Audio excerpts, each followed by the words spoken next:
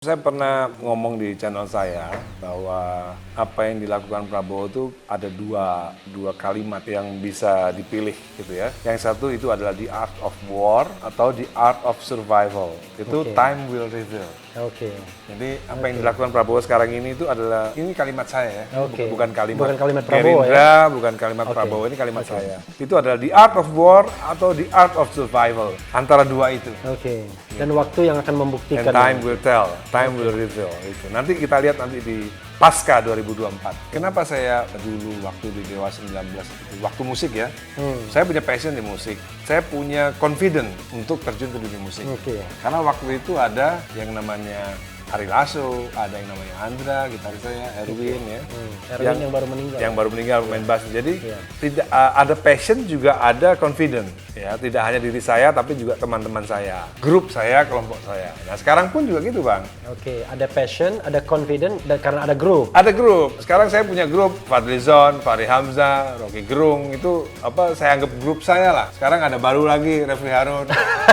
Ya kan? Nah yang disebutkan itu sudah tamu Refli Harun semua itu ya. Rocky Gerung, Fadlizon, Fahri Hamzah. Jadi kalau nggak ada grup, ya kita nggak confident Bang. Artinya kita ternyata jangan-jangan dibilang barisan sakit hati nanti kita ini ada.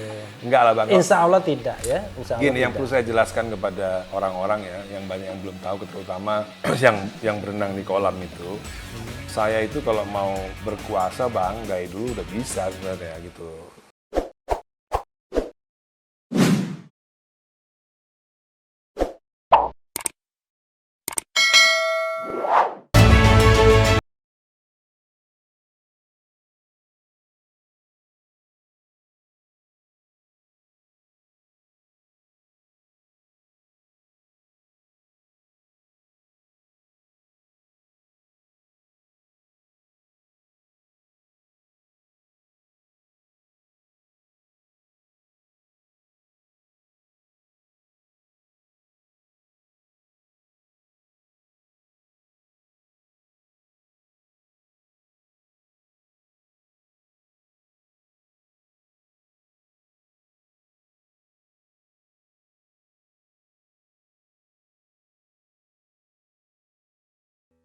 Bung Dhani mengomentari fenomena Prabowo yang masuk kabinet Jokowi jadi Menhan, lalu kemudian prospek 2024 bagaimana?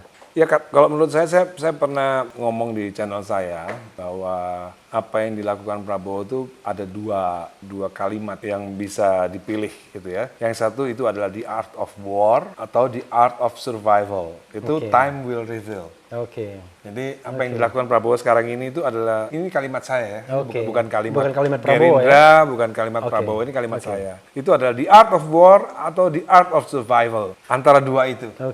Dan waktu yang akan membuktikan. And time will tell, time will reveal. Itu. Nanti kita lihat nanti di Pasca 2024. Ini analisisnya masih in between. Analisisnya in between. Tapi sebagai pendukung setia dan bahkan anggota Partai Gerindra, merasa kecewa nggak? Tiba-tiba yang tadinya The Little Soekarno, orang menyatakan The Little Soekarno ya. Begini Bang. Ternyata masuk kolam juga gitu. Kalau kata saya begini, itu tadi, kalau itu adalah the art of war, buat saya semua sah-sah saja. Kan ini kan belum finish. Jadi yang saya ingin sampaikan ke viewernya Bang Refli Harun untuk kepada orang-orang yang kecewa Prabowo ya, saya pastikan ini belum finish gitu. This is not over yet gitu. Dan sangat mungkin tiba-tiba di tengah jalan berubah. Ya itu tadi. Bukan hanya di 2024 ya. Itu tadi, ini the art of war atau the art of survival. Tapi begini Bung Dhani ya, kita tahu bahwa 2024 usia Prabowo sudah tua sekali ya, mungkin sudah hampir 70 ya. Dan kemudian kita tahu bahwa ada generasi muda yang sangat siap mentas ya. Kita sebutlah Anies Baswedan, ada Ganjar Pranowo, ada Ridwan Kamil, ada Hovifa, ada mungkin Agus Harimurti Yudhoyono juga lebih matang juga. Ada pemimpin-pemimpin lainnya, bahkan ada Fadlizon, ada Fahri Hamzah, ada Ahmad Dhani dan lain sebagainya. Kita tidak kekurangan calon pemimpin ya. Tapi kok tiba-tiba Mardigu Warwick nggak disebut? Mardigu Warwick juga ya. Nebeng juga Refli Harun ya. Rocky Gerung. Rocky Gerung ya. Jadi sebenarnya kan banyak sekali bibit pemimpin bangsa Kenapa kemudian kita masih berpikir mengenai Pak Prabowo yang, maaf kata nih ya, karena kan Ketua Umum Partai Gerindra, sudah 3 kali kalah dalam pemilihan presiden secara langsung. Di dunia ini nggak ada orang yang kalah berkali-kali lalu kemudian nyalon lagi untuk keempat kalinya. Ada kalau kata Fadlizon ada. Siapa gitu namanya? Iya, dia Fadlizon tuh referensi Amerika tahun berapa gitu, tahun iya, tahun 1800-an gitu-gitu. Ada juga Winston Churchill, Bang. Iya. Winston Churchill kan kalau kita belajar sejarah dia kan adalah politisi gagal tuh. Iya, tapi Winston Churchill kan dalam sistem pemerintahan parlementer. Parlementer kan tidak dibatasi masa jabatan. Ya. Lalu kemudian pemilihannya kan pemilihan partai. Jadi otomatis gitu. Tapi yang saya pelajari dari Cipinang, Bang. Di Cipinang kan juga banyak ahli-ahli politik. Iya. Hampir semua presiden yang usia muda itu adalah boneka. Jadi kalau Prabowo tuh menjadi presiden di usia tua, menurut saya ideal. Ideal tapi barangkali bergeraknya lamban. Ya nggak apa-apa selama dia punya menteri yang baik-baik ya. Gitu Sementara dia punya menteri yang baik-baik. Yang jelas kalau kayak seperti Obama, menurut teman-teman saya di Cipinang itu juga boneka. Karena anak-anak muda selalu boneka. George Bush Junior tuh boneka. Yang presiden realnya kan Dick Cheney. Jadi Itu di Amerika ya? Ya, Ada di contoh Amerika. nggak di tempat lain itu? ya saya rasa sih Amerika kan menjadi acuan kan, Iya. menjadi acuan demokrasi. Jadi tua dan muda itu berapa tahun? Ya, menurut saya Ronald Reagan tua kan? 70 dia. Ya kan? Ronald Reagan 70. Menurut saya itu kan tua gitu. Jadi kalau 50-an masih muda. Nah, masih muda apalagi di bawah 50. Kemungkinan jadi boneka itu. Jadi kadang-kadang kita jangan Bung Karno menjadi presiden kan 44 tahun. 44 tahun ya. Dia bonekanya Amerika kan kita nggak tahu, Bang. Oh enggak. Ya kan? Bonekanya siapa kita nggak tahu juga ya kan? Kan kita juga nggak tahu sebenarnya kita benar-benar merdeka atau nggak tahun 45 itu sebenarnya. Kalau kita pelajari benar-benar ya merdeka dalam substansi yang sebenarnya atau enggak kan kita nggak tahu. Kata Bung Karno kalau kita berpikir substansi merdeka nggak sampai kiamat tuh nggak pernah merdeka kita. Maksudnya deklarasi kemerdekaan ya, have to declare the itu kan independence. perlu kita pelajari lagi. Apakah kita benar-benar merdeka dengan ikut campurnya Amerika ketika itu kan? Kalau nggak ada Amerika kita juga kayaknya nggak merdeka deh, Bang. Ya kan? Tapi yang saya curious itu adalah ya, apa yang dicari seorang Ahmad Dhani di dalam berpolitik ya, di usia yang tentu tidak lagi muda kan? Sebenarnya passion, Bang. Passion ya. Passion. Sebenarnya kalau passion dari dulu sebenarnya saya sudah punya passion karena Jadi bukan jabatan, bukan posisi.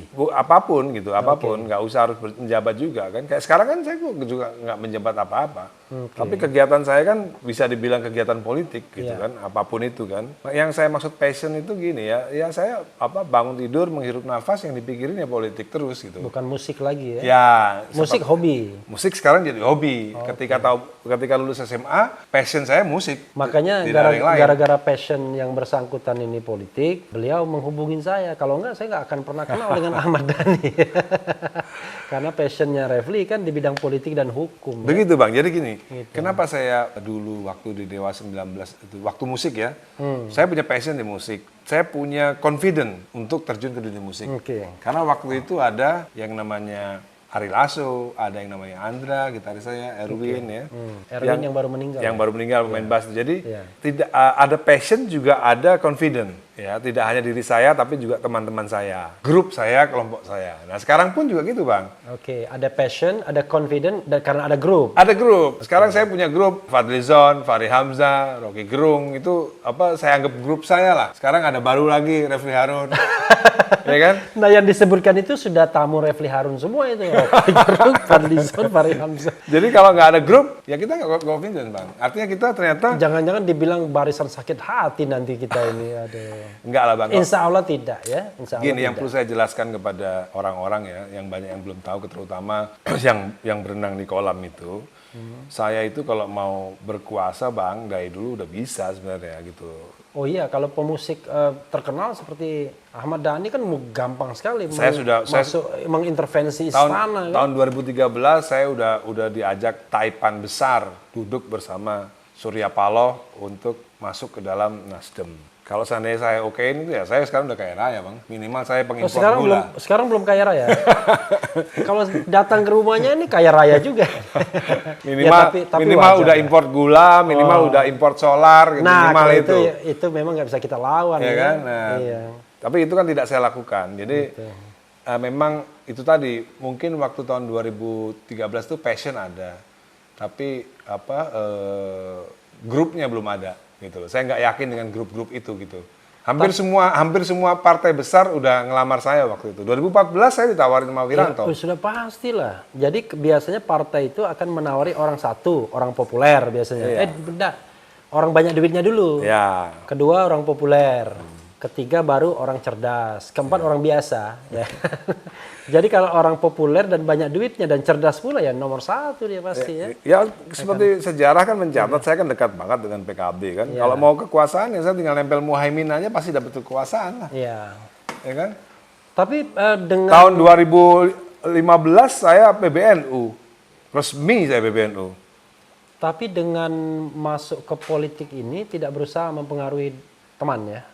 Misalnya kelompok Dewa gitu untuk ikut juga atau ini Enggak. soal pribadi Ahmad Dhani aja ya. Ya saya mempengaruhi soal apa pendidikan politik aja, Bang. Jadi kadang-kadang kayak saya sama Abang ini sebenarnya kita lebih concern kepada pendidikan politik, bukan pendidikan apa untuk memilih partai-partai tertentu ya. Ya. Kita lebih ke pendidikan politik aja bagaimana. Jadi Gerindra nggak direkomendasikan ini? Tadi kan bukan memilih partai tertentu tapi Oh ya, sebenarnya dengan sendirinya. Oh, dengan sendirinya, ya. Kenapa saya memilih Gerindra kan lama-lama orang juga curious juga kan. Kenapa sih kok Gerindra? Kenapa kok nggak masuk Golkar? Kenapa kok nggak masuk Partai Demokrasi Indonesia yang the ruling party ya. The ruling party kan partai yang maha kuasa ya kan? Kenapa kok nggak masuk ke situ gitu kan? Ya itu kan menjadi sebuah pertanyaan pasti bagi orang-orang yang berpikir sebenarnya. Kenapa saya nggak ke situ?